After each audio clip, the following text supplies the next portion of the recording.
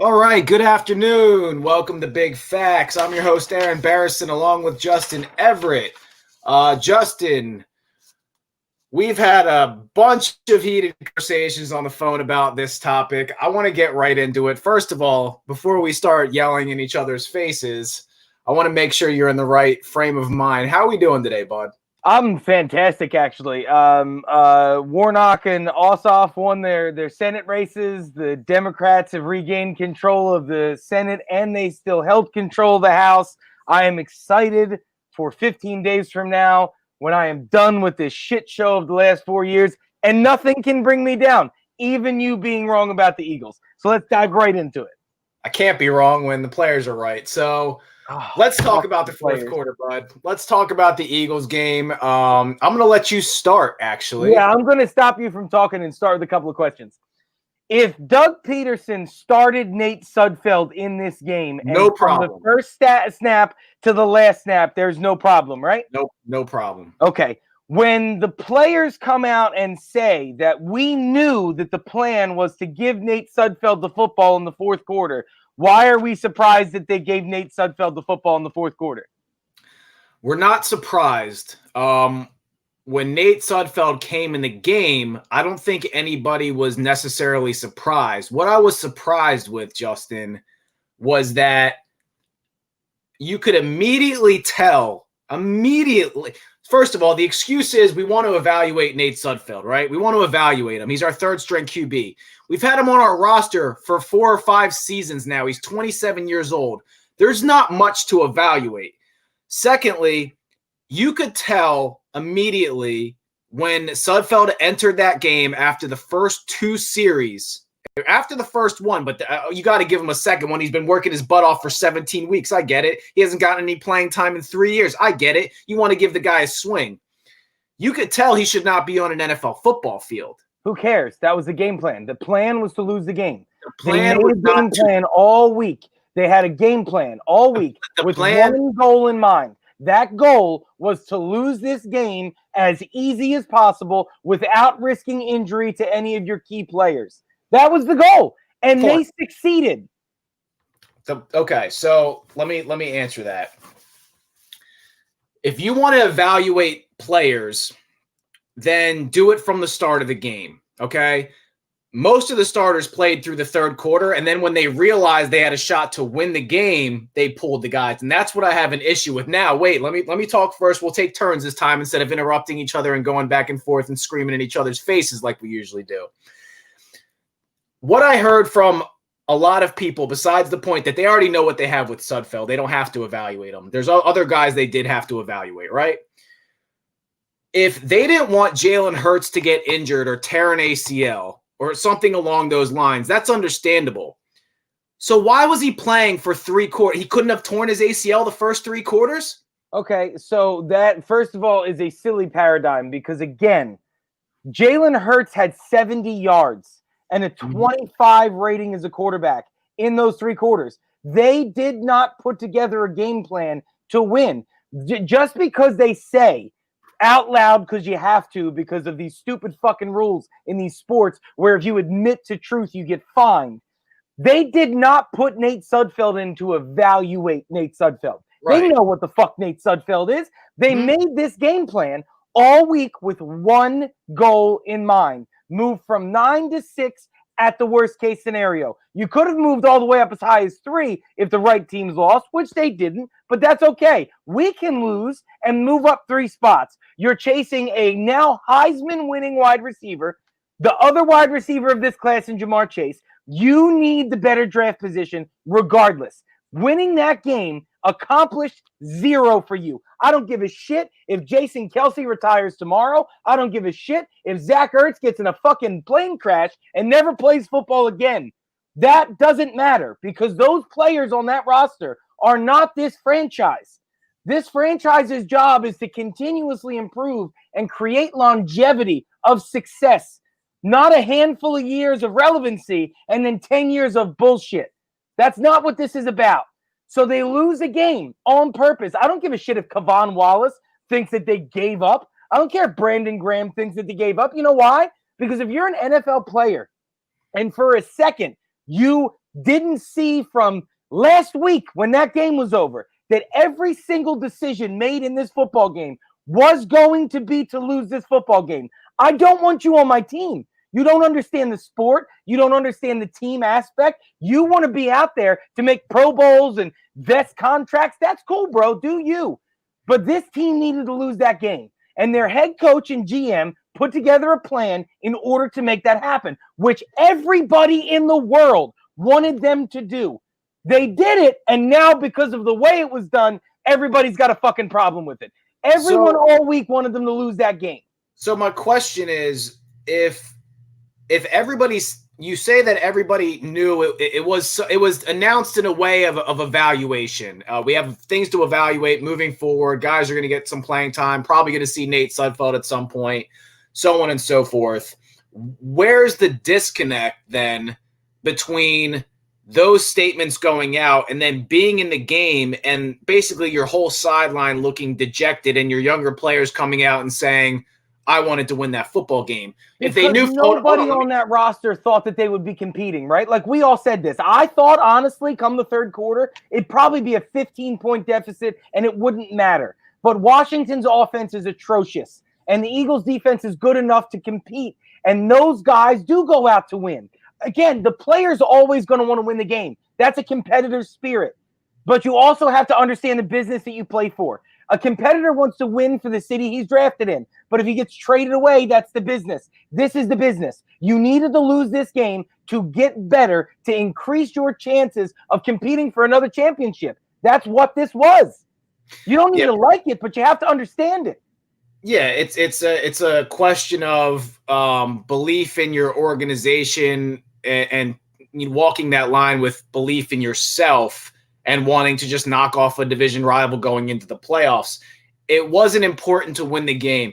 I understand that Jalen was 7 for 21. Jalen looked the worst I've seen Jalen look all year. Awful. He didn't look much better the week before. It actually, to a point, had me thinking to myself, man, if Carson was in this game, would the offense get a little spark? But at the end of the day, there's so many things wrong on the offense. I think it's really unfair to evaluate any quarterback at that position, especially Nate Sudfeld, which you knew with starters in the game probably wasn't going to be able to do anything if everything around him was perfect. But I think once the Eagles players knew that Sudfeld came in the game, they had no shot to win. And that can be a little bit deflating when you're on the defensive end, I believe. It's your coach's last game. He's been there for a while. I get all your points. I really do. I understand. It's better for the Eagles to lose that football game and not even take a chance to win the football game. I understand it. If they had announced they were starting Sudfeld from the beginning, I wouldn't have had a problem with it. You made a point. You asked me if it was a day game, would we be talking about it so much? Probably not, because you got embarrassed and looked like you threw the game on national television. Let me jump in right there real quick with you bringing that point up.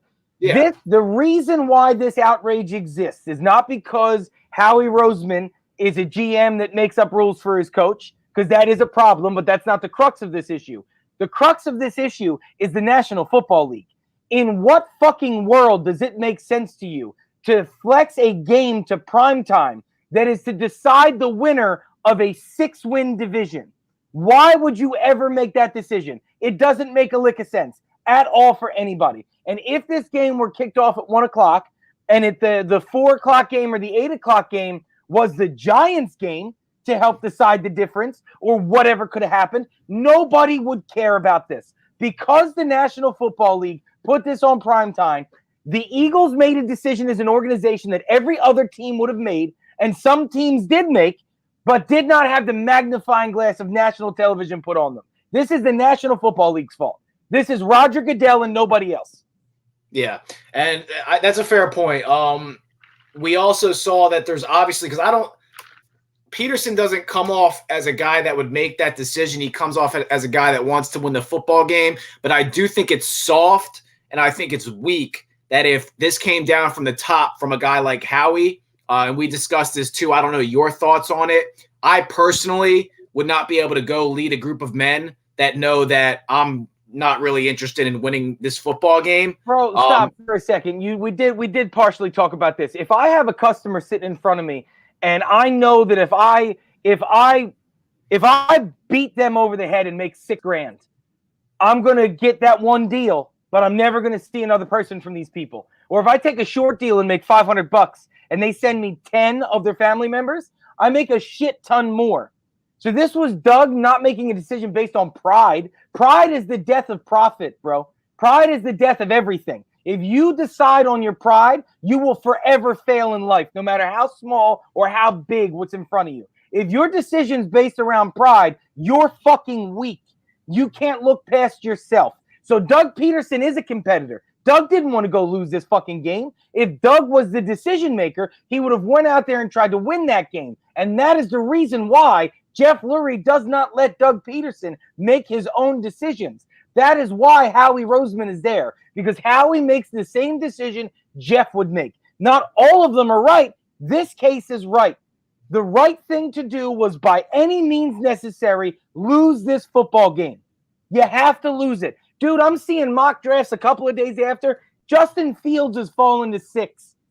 Could you imagine the amount of opportunity you have as a franchise holding that pick rather than 9? Even if you don't use it, the value of 6 versus 9 could be gigantic.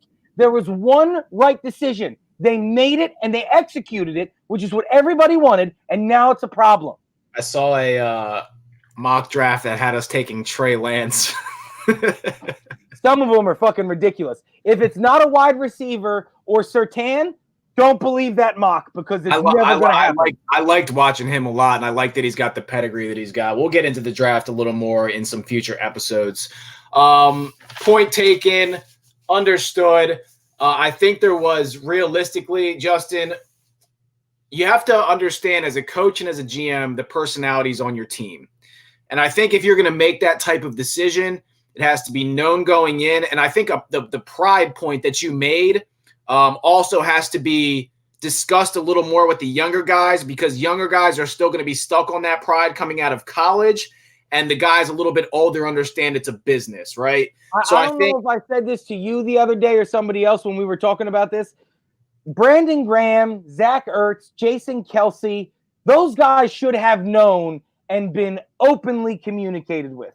Obviously, the team knew the plan for Sudfeld. So, again, it was obvious they were trying to lose that game. But those guys, those vets, they should have been a whole moment by moment updated on where we were, what we're doing, and what we're going to change to. Again, Jason Kelsey's a guy been here forever, going to be a first ballot Hall of Famer. Is probably the best or second best center this team's ever had. That guy's earned the respect of being given the full heads up and knowledge of what's happening. That is a Doug flaw. That's Doug Peterson not being able to toe the line and take the direction of his management and disperse it accordingly, but take care of his guys. That's where Doug is still a young coach. Doug's just not that guy yet, and maybe he never becomes one. Andy took decades to get there. But that's the Doug problem. What Doug's at fault for is not keeping those guys abreast the way he should have. Those guys have earned that respect and that clout with this franchise. They should have been involved more. Yeah, for the record, if you're a Giants fan, I don't give a shit about your playoff hopes. Yo, and Joe Judge lost every iota of respect I've had. You're a fucking 6-win football team standing on television with your 2 Super Bowl rings that you didn't fucking win, trying to cry to me that the Eagles took your chance away and the value of the game and the honor of shut the fuck up and go back home with your sub 500 record. What the fuck are you talking about? The team that started 0-5 and then 1-7. Jesus Christ. All right, so let's go into this week's playoffs. We got 3 games Saturday, 3 games Sunday. And we're going to do these without the spread. We'll cover them a little bit more on Sunday because we'll have 3 games to talk about and 3 games coming up. Most of the Eagles talk until there's being roster moves made. Until the Lord is gone. Is gone. We're not going to have to suffer through it for at least a couple weeks or months, depending on what happens. I don't think anybody's getting fired at this point. So the first game we have on the schedule, and by the way, real quick, we discussed this before we got into the games. Want you to give your point on it. Derrick Henry was kind of in the MVP talk, but the seasons that the Packers were having with the record they had, the season that Patrick Mahomes is having with the record they had, and the season the Bills are having with the way that Josh Allen's playing, it was really hard to talk about anything other than Patrick Mahomes, Aaron Rodgers, and Josh Allen. Derrick Henry had 1,777 yards, I believe, going into this past week. Needed basically 223 yards, got somewhere around 250 winning the football game. I can understand why people are talking about it because there's not a lot of people in NFL history that have rushed for 2,000 yards. Your thoughts on the MVP discussion now that Derrick Henry has rushed for 2,000 yards? Well, the question you asked me before we came on was, does Derrick Henry's 2,000-yard season change the MVP discussion? And like I said to you, I think that it should. I mean, like we talked about at the beginning of the season, I said that this could be a year where someone like Derrick Henry or Dalvin Cook really did get themselves up there and had a breakout year. The 2,000 yards is impressive. The way he got there isn't. This wasn't a guy, like, not to say that Derrick Henry wasn't the most dominant force in the NFL all season. He needed 260 yards in week 17 against a team that didn't need to win for anything. And much like Michael Strahan breaking the sack record and Brett Favre laying down, how much of that went into the yardage that Derrick Henry got? But Derrick Henry is by far the most valuable player on his team. There's no doubt. But when you look at, and again, everybody knows this. I get made fun of by you and Jeff all the fucking time that I don't like Aaron Rodgers. I respect Aaron Rodgers. I think he's a great quarterback. I think what Josh Allen did is more impressive. If I'm a voter, Aaron Rodgers is second place and Josh Allen is first. The league over, though, Aaron Rodgers is going to be your MVP. Josh Allen or Patrick Mahomes will be your second place. And then I think Derrick Henry's in third. And whichever quarterback is not in second would fall to fourth.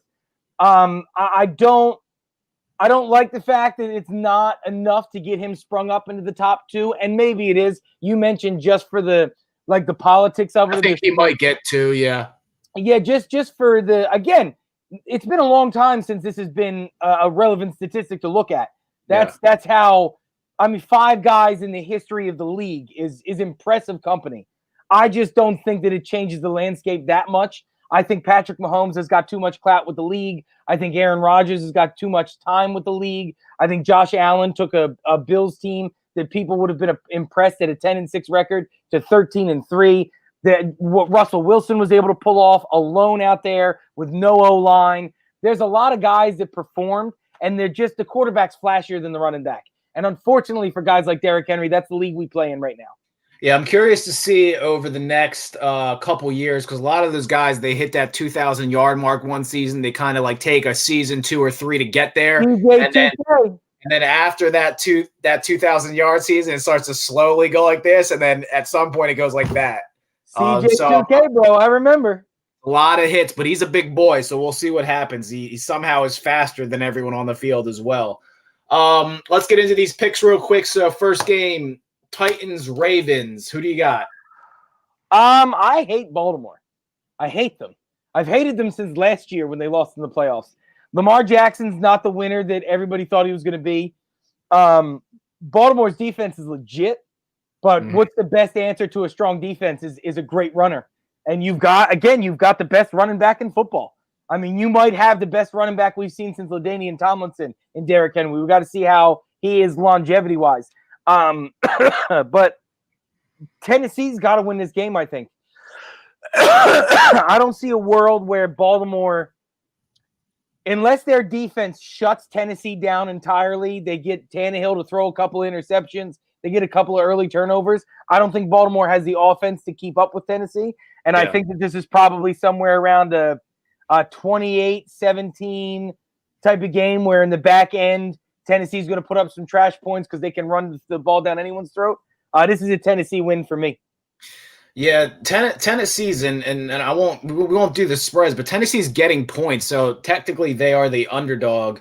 I just don't buy. I see a team with the Titans, and I know their defense hasn't been that great all year, but if Ryan Tannehill was playing differently, if he was turnover prone, if he was a guy that just didn't take care of the football, if he couldn't run and he was just a statue in the quarterback, like someone like Phillip Rivers, I would like Baltimore's defense and their chances against them.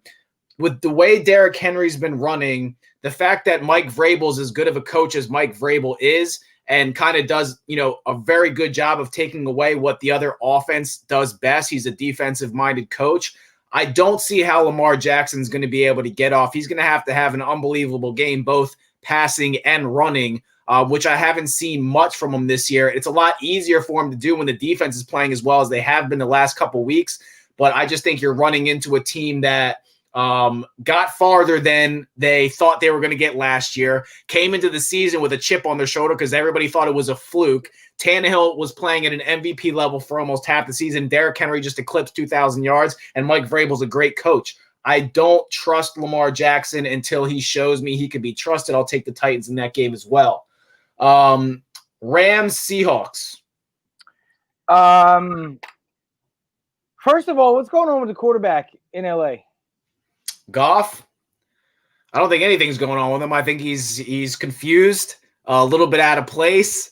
McVay had such a good record, man, against the Seahawks for his whole career. Up until the last time they played, I think he was like 5-1 or undefeated before the season started. And then all of a sudden, the last, 4 weeks of this season, after that embarrassing loss to the Jets, Jared Goff just kind of like hides under the blanket. The Rams defense is creeped into the top 3 in football at the end of the season somehow. And the Seahawks haven't been that impressive on offense, but have been more impressive on defense. It's a hard game to pick. The way Goff's looked, though, it's hard not to take Seattle. Here's the thing, bro. Over the course of the last handful of years, you don't pick against Russell Wilson in the playoffs.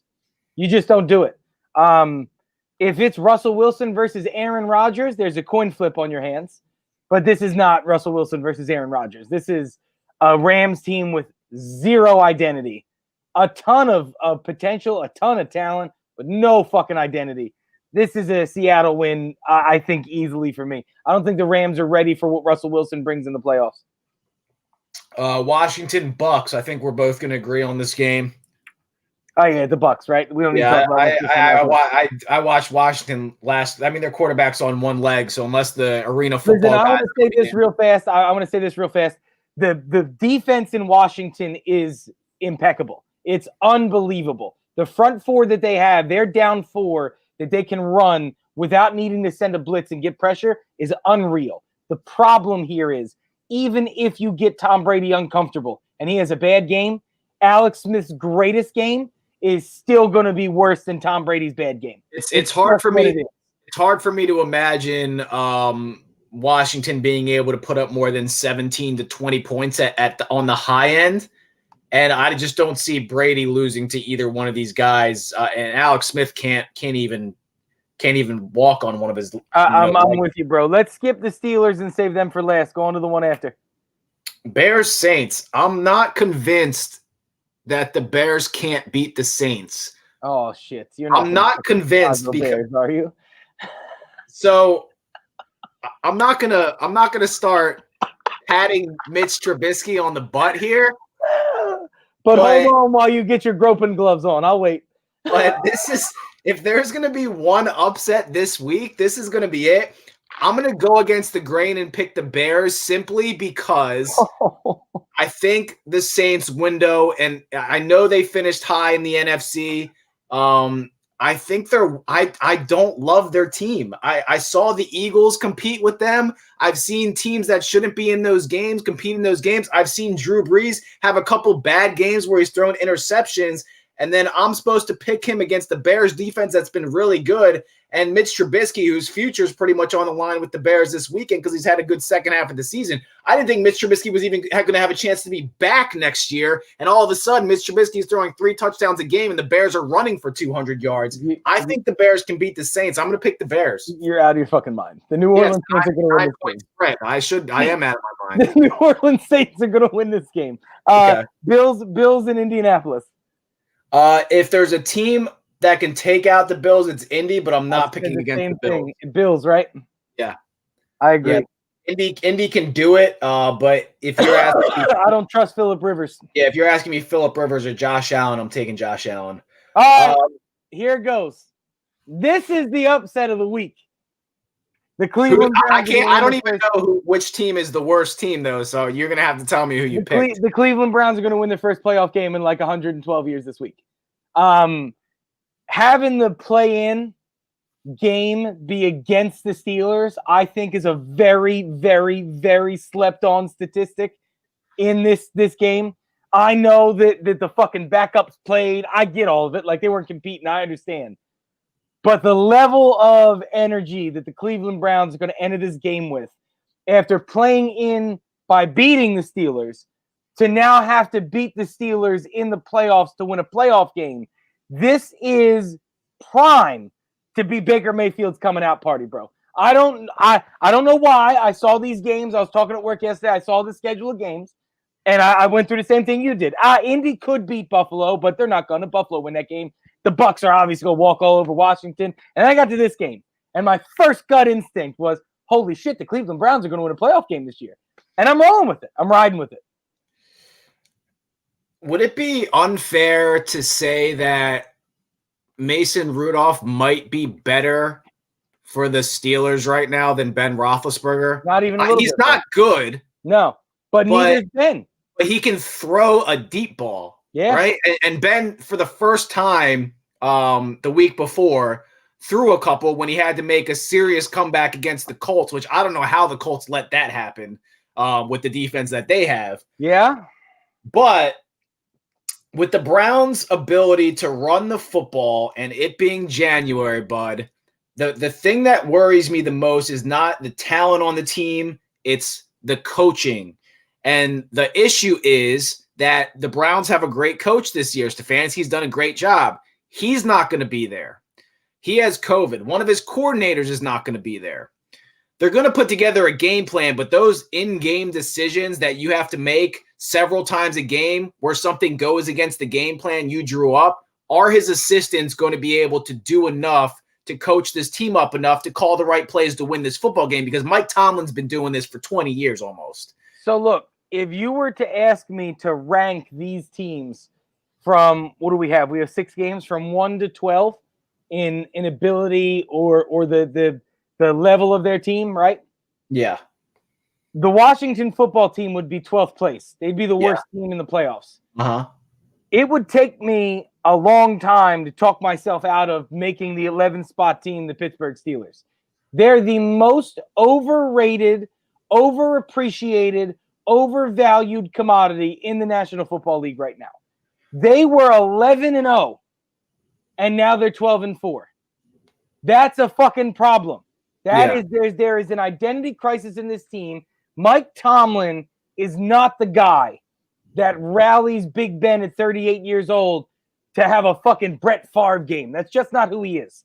He's not Bill Belichick. He's not fucking Tom Landry. He's not that good of a coach. He's the better coach because you have a fucking coordinator head coaching on the other side, but he's not that much better. I cannot in any way, dude, if the Steelers beat the Browns, I'll literally pick against them until they win the Super Bowl. I can't support them. They're that bad of a product. So you're saying that Tomlin's kind of like Doc Rivers. Fuck you. Are you picking the Steelers or are you picking the Browns? I'm picking the Steelers because I love Doc Rivers. It's the coaching thing. I look across Doc Rivers. Yeah, no, I look across the league and I'm like, what team could really, go on some type of winning streak if their coaches and coordinators weren't calling the game? It's going to be tough, man. It's going to be close. It's not going to be a blowout. Neither of his team's going to blow out the other team. I'm picking the Steelers based on coaching, Stefanski not being on the sideline, and that's literally it. I think the Browns have more talent. I think they have a better identity. If Stefanski was coaching, I would pick the Browns. I'm picking against what I think. So let's take a break, and we'll talk a little bit of NBA. And on our little break, I'll have a couple things to give to you, Just. We'll be right back. Give us 3 to 5 minutes. All right, man. What is this?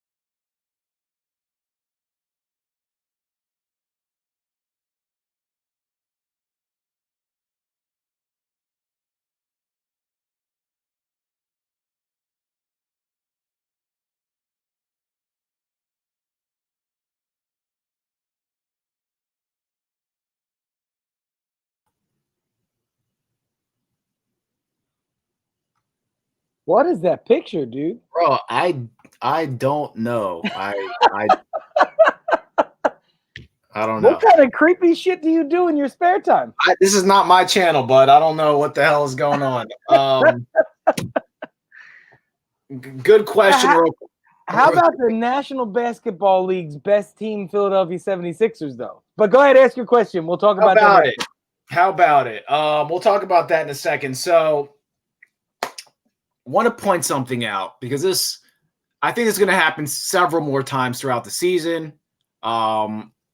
We had a quote from Kyrie a couple weeks ago, or before the season started, talking about he can now look down the other side of the court, and there's another motherfucker who can make that shot too. 2 nights ago, the Nets played. Kyrie had a chance to hit a game-winning shot at the end of the game. He crossed someone up, missed a 3. Guess who got the rebound? Kevin Durant. Kevin Durant gets the rebound because Kyrie missed it. Kevin Durant takes a shot from 12 feet, misses. Nets lose. Last night, Lakers-Memphis. I don't know if you watched the game. Ugly game, by the way, real ugly game. Lakers just didn't play well, didn't look like they got up for the game. Memphis without Ja Morant, Jaren Jackson Jr. It was under 100 points for both teams. 2 minutes left in the game, just 2 minutes left in the game. I think it was either tied. Lakers might have been down one, might have been up one. I'm not sure.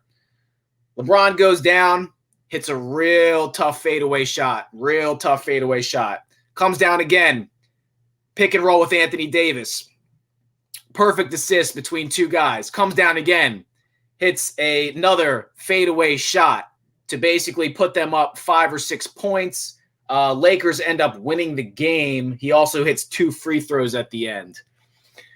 I need to point something out because apparently we keep forgetting that this happens over and over again.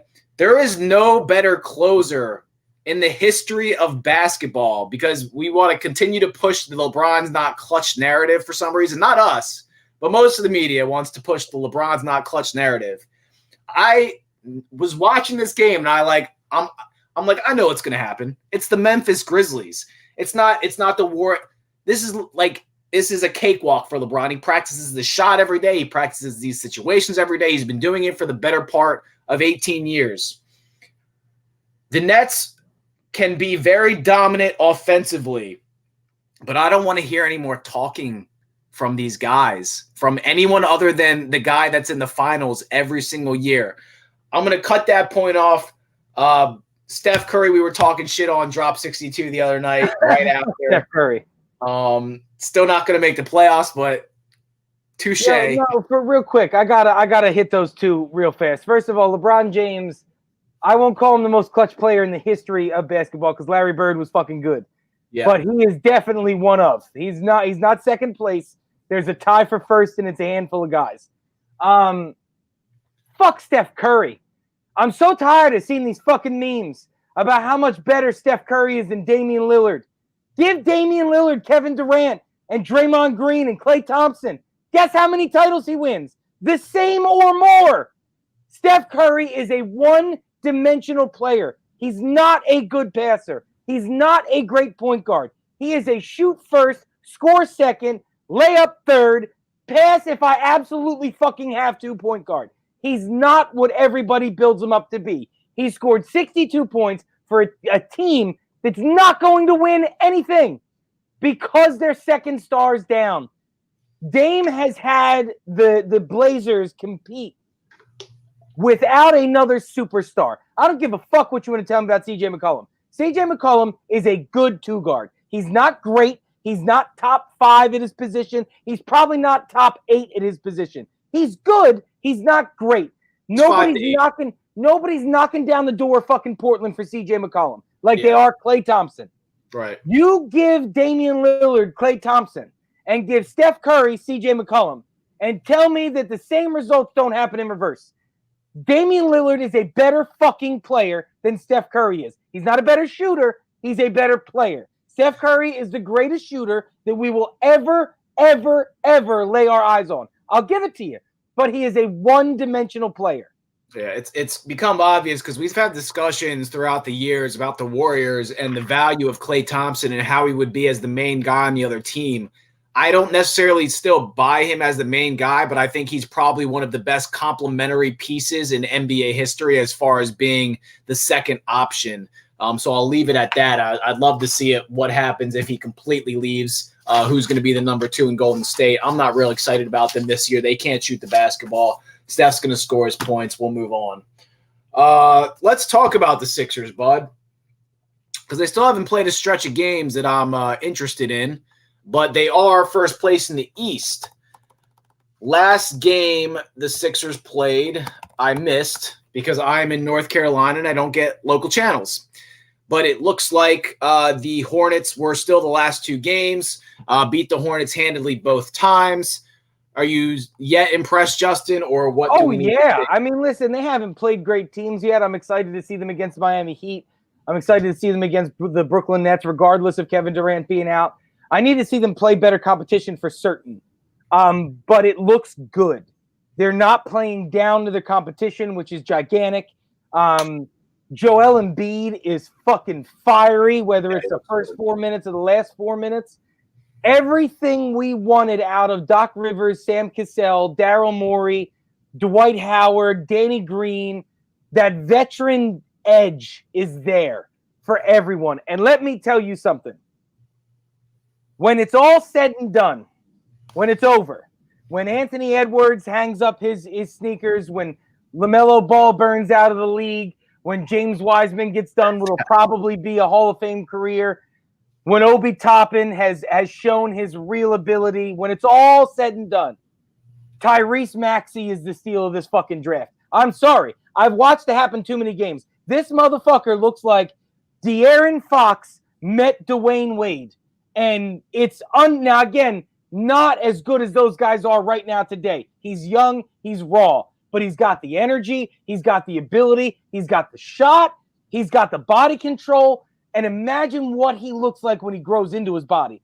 15, 20 pounds bigger in the next year or two when he hits that 20, 21-year-old growth spurt.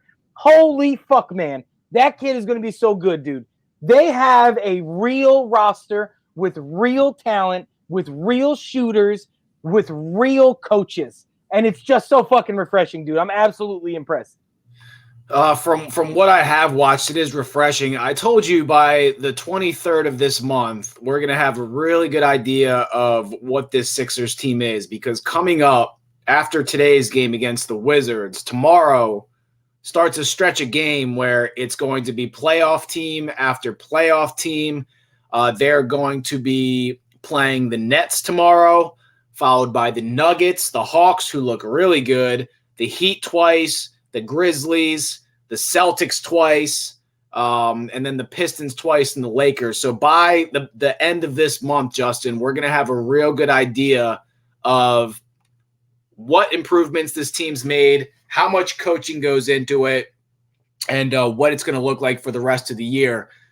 Would you be surprised, based on what you've seen, if this Sixers team right now, who I think is 6-1, goes through this stretch of games and ends up being 8-6? I would be surprised if it's that bad.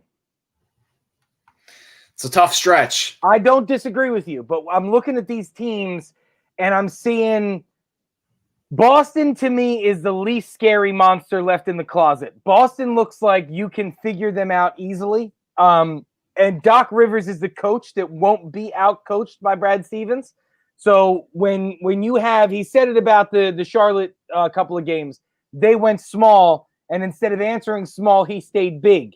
What would Brett Brown have done? If they went small, Brett Brown would have went small and matched, and he would have gotten into a fucking shooting contest. And not that the Sixers couldn't do that now because of the players they've got, but that's just not the game that these guys play.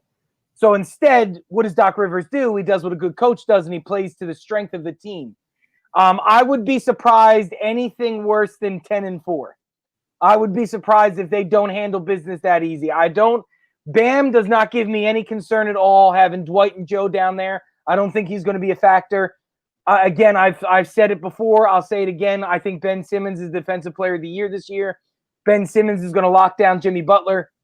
Ben Simmons is probably going to hold Kevin Durant to 20, 21, 22 points.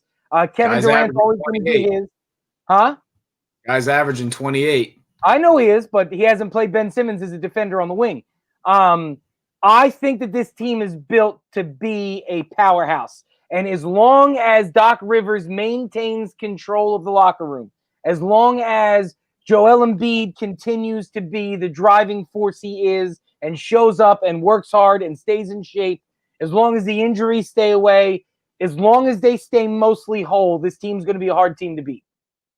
I got to just real quick, Joel, brother, not to digress off of why we started this fucking podcast, but just everybody, we're live, so this is rare for people like us. Apparently, a group of armed protesters just stormed the Capitol building and took over the Capitol building. I don't know if you've got news that pops up. My fucking phone has been going nuts for the last 20 minutes. Everybody, listen, you fucking lost.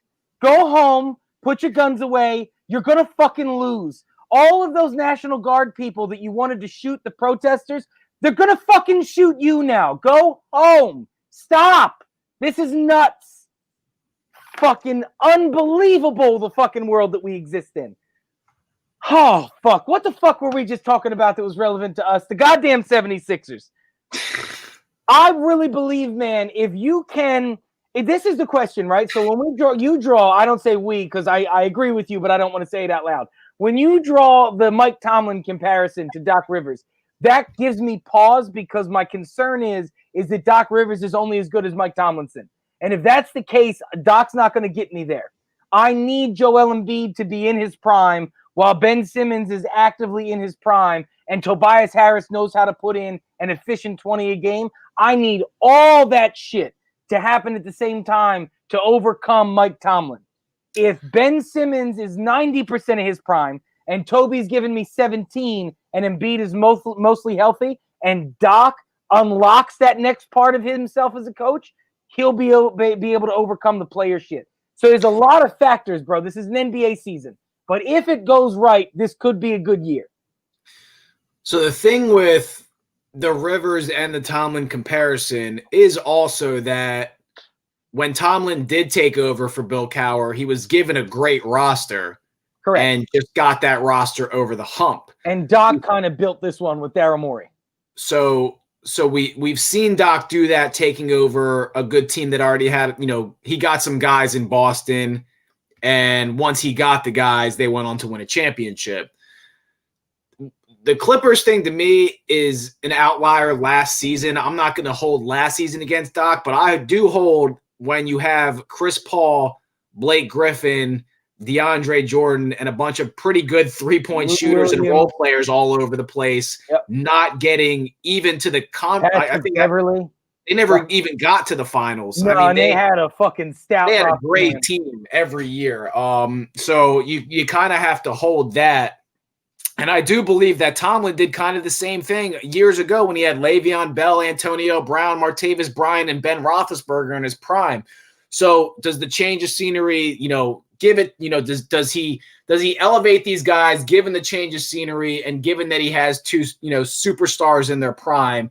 I only say superstars because the numbers don't say they're superstars, but if you watch the play, for the most part, you got two superstars on your hand. And Tobias Harris has been playing phenomenal since we've been trashing him from the first two games. He's now been playing really, really well. I saw him dunk on someone 3 nights ago against the Hornets that I haven't seen from him in 3 years. Toby doesn't look like a $35 million player, but I don't think that Toby's got $35 million player in him. But these last 5 or 6 games of Toby is the best Toby I've seen.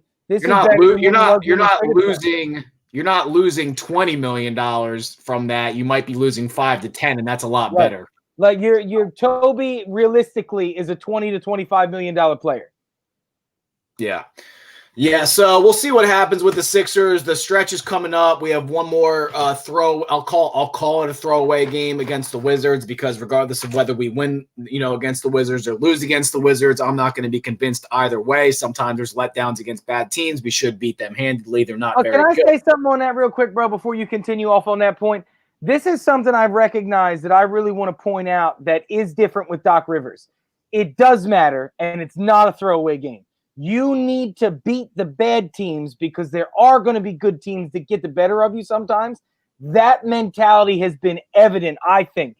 I mean, watching them against Washington, against Charlotte, against Orlando, that feeling has been evident to me this time. Like I said, not playing down.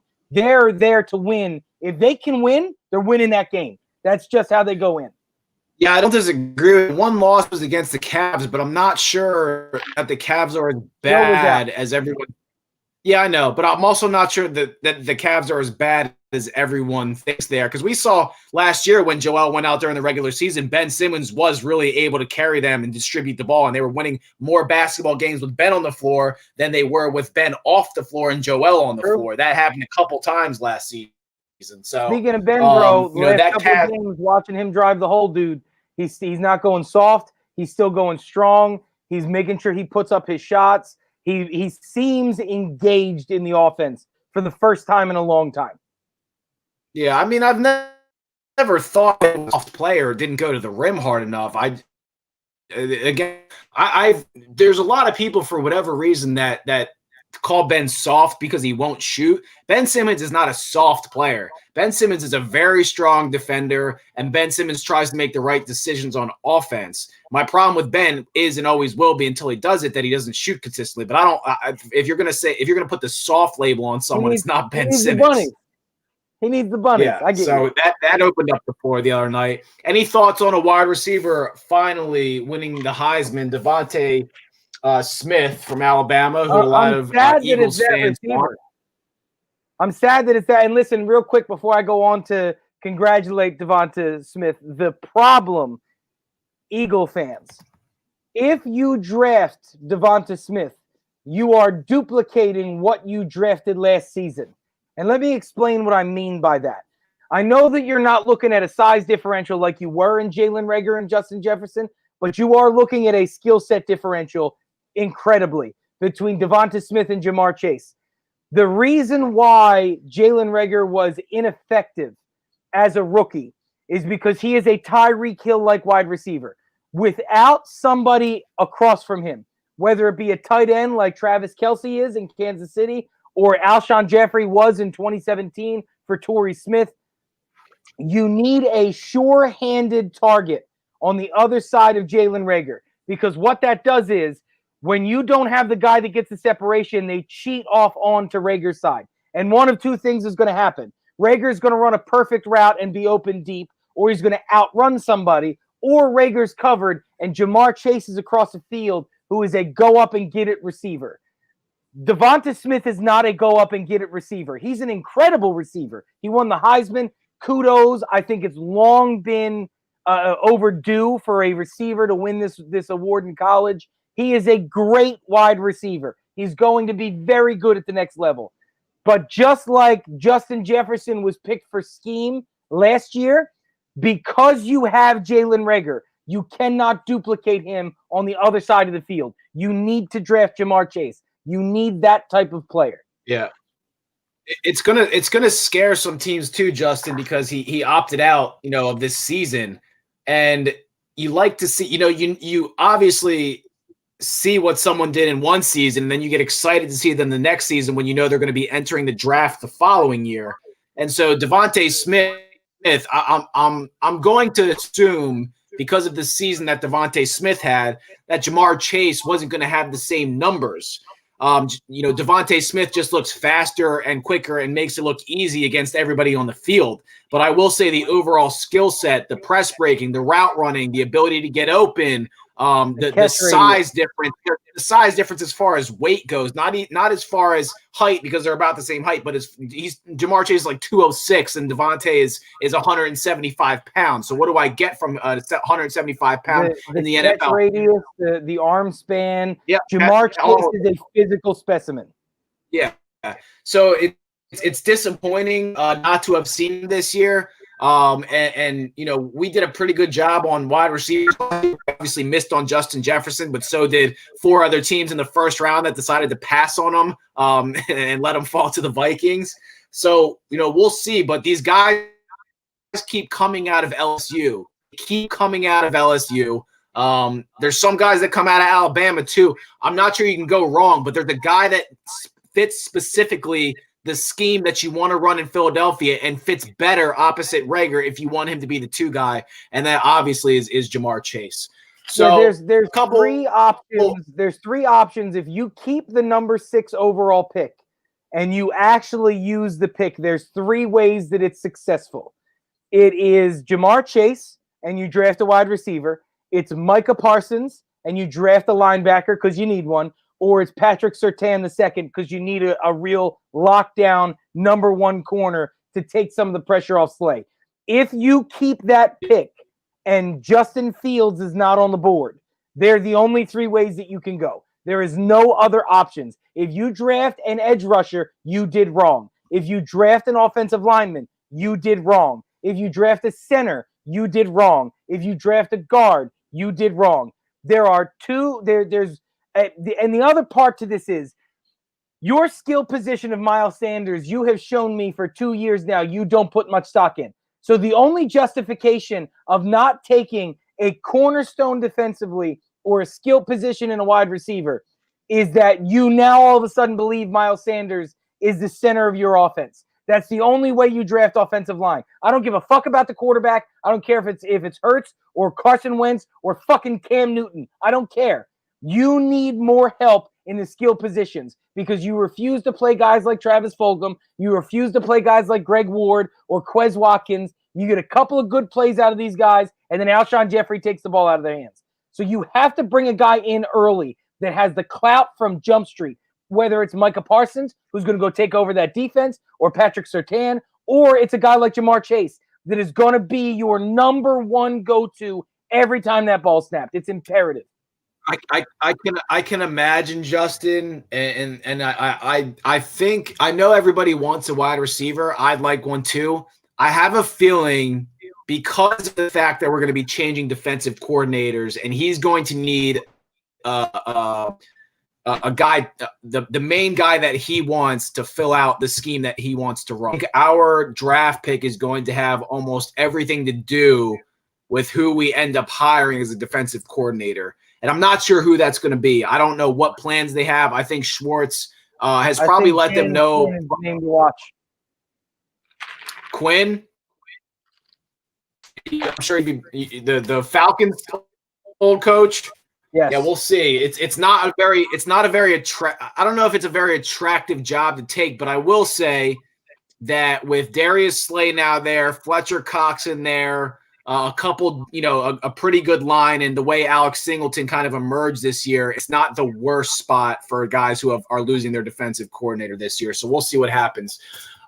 Any closing thoughts, Justin? Fuck every armed fucking hillbilly piece of human garbage that just kicked Congress out of ratifying this election and continuing our democratic process. You're not a patriot. You're a fucking fascist, and I hope you all die in house fires. Every last one of you. You, your wife, your mom, your children, your aunts, your uncles, your cousins, and your friends. Fuck you, number 1. Number 2, the Sixers are going to be the number 2 seed in the East. And that's my hot take. Don't burn your hands. I had a great time with you, buddy. Still think they'll be competing for 5, but we'll see after this next stretch of games. I hope I'm wrong. I hope at the end of this season, Justin, you can look at me and say, Bud, I told you so. We'll be back on Sunday after covering. We'll pick the games for Sunday, get over them, and then we'll review Saturday's games. Happy NFL playoffs for all the teams that did make the playoffs. Unfortunately, might the joke of the NFL right now, but okay. We'll be back Sunday with you, Justin.